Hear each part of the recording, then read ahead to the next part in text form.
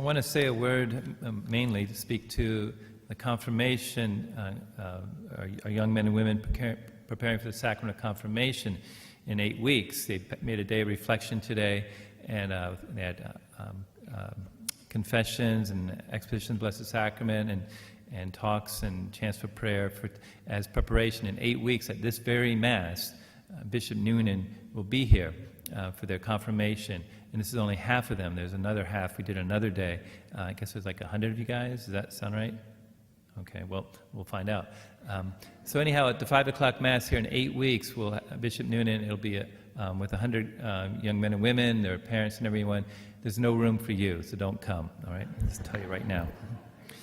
But today, I do have a few words to say to the rest of you in a little bit, but first I want to talk to you all right before me, our confirmation, I don't want to say class, because you're not students, but our candidates, confirmation candidates. When I was in college, the hot issue on campus was divestment. In South Africa, there was the political system was apartheid, which was basically racism was the law of the land. The whites had the rich land and the good jobs, while the blacks had poor land, and they were segregated into certain areas, crowded very much, and basically so it's very, very rich and a lot of poor. And great separation by race, the whites and the blacks. Trade unions were suppressed, media was suppressed, there weren't free elections, political leaders were arrested like Nelson Mandela, and so it was a very repressive system. And so divestment was a way of of pressuring the South African government to change this state of affairs and to give dignity and rights back to the people, the black people of the land. And divestment meant asking for corporate responsibilities, asking the universities to divest their portfolios, their investments in companies that did business with South Africa as a way of pressuring them. It's not certain how effective this is. It does definitely bring attention to the issue of the land. So at my campus, as at Duke University, it was a big issue. And in my senior year, I got involved, and through friends who were involved, and I started to learn more and go to meetings with them. And in fact, it came to a head during graduation week. Then on graduation week, all the dignitaries and the alumni were coming back to campus, and the divestment group, the anti-apartheid group, was building shanty towns like they had in South Africa. These plywood huts in the quadrangle. Duke University is a beautiful campus, one of the most beautiful in the country. So imagine these Gothic stoneworks surrounding these plywood shacks. It was quite a sight. And so that was one of the civil disobedience actions that this group did.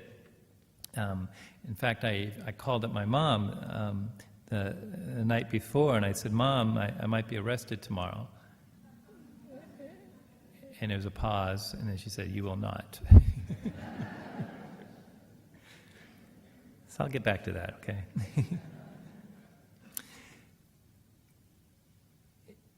For your generation, apartheid is not the issue. There's many issues out there, but just want to talk about one, gun violence. 2.5 weeks ago, Ash Wednesday, Valentine's Day, 33 were shot at the high school, Marjorie Stoneman Douglas High School in Parkland, Florida. 17 were killed by one person with an assault weapon. And following this shooting, that same day, Daniel Cardinal DiNardo, the president of the United States Conference of Catholic Bishops, so the leader of our bishops, of our 300 bishops of our country, he called for prayer and healing. And I just want to comment on his statement. He said, "First, we are deeply saddened by the shootings in Broward County, by the needless and tragic loss of life. May the mercy of God comfort the grieving families, sustain the wounded in their healing." So the first thing he offered was simply prayer and compassion, which is a Christian response. When there's suffering, we don't run away from it, we run towards it. We run towards it. And then he said, I pray also for unity. So as a Christian, our response is prayer. We just don't run off and start doing things or saying things, but first we pray. So he says, I pray. And he prays specifically for unity, that we come together to do what? In seeking to build toward a society with fewer tragedies caused by senseless gun violence. Prayer leads to action. It's not enough Jesus didn't say, I was hungry and you said a rosary, or I was thirsty and you went to church. Those are great things, necessary things, but they lead to action for our fellow man. So I pray also for unity in seeking to build a society with fewer tragedies caused by senseless gun violence. How that unity happens, how we build that society with less gun violence, people of goodwill differ. People in this very room differ. But the goal is clear: a culture of life. So that you do not grow up afraid in your own school, in your own neighborhoods. Our bishops have spoken about this repeatedly. There's significant statements after shootings at Columbine, San Bernardino, Newtown, Las Vegas, Pulse, just a year and a half ago. My responsibility is to teach you what our bishops teach. I'd be negligent if I didn't speak up. But so would you. So would you now. Pope John Paul II proclaimed a culture of life. Among the many great works he did, making that vision loud and clear, and now we as a church to make it happen in the Spirit. So prayer leads to action. People of goodwill differ what kind of action, but the goal is clear. And then finally, Cardinal DiNardo said, our hope is in the Lord. As he promised after his resurrection, behold, I am with you always until the end of the age. Our hope is in the Lord. That the Lord is with us in our suffering. The Lord is with us in our violence and sin. The Lord is with us in our finger pointing and hand wringing. Our hope is in the Lord. Without the Lord, you're just an angry young man trashing the temple. Without the Lord, you'll grow up to be an angry old man crucifying a guy trashing the temple. But we follow Christ, and he is our hope. Policies are good, programs are good, principles are good, but we don't follow a policy, program, and principle. We follow a person, Jesus Christ. And Jesus Christ. And our hope is in the Lord is to say we have a personal relationship with the Lord, friendship with the Lord, on which we can act in the Lord, in his name. Let me remind you of the banana. Love bananas, the fruit of the banana, but banana not only has the banana fruit, you also have banana skin. We don't eat the skin, but the skin's absolutely necessary so that the banana doesn't fall apart. In being grown in Ecuador and being shipped and then trucked and then sold in the stores, you need the skin to protect the banana. Without the skin, the banana is mush. It's worthless. It'll die. It'll go away. In the same way, your relationship with the Lord, the banana fruit, is protected by the church.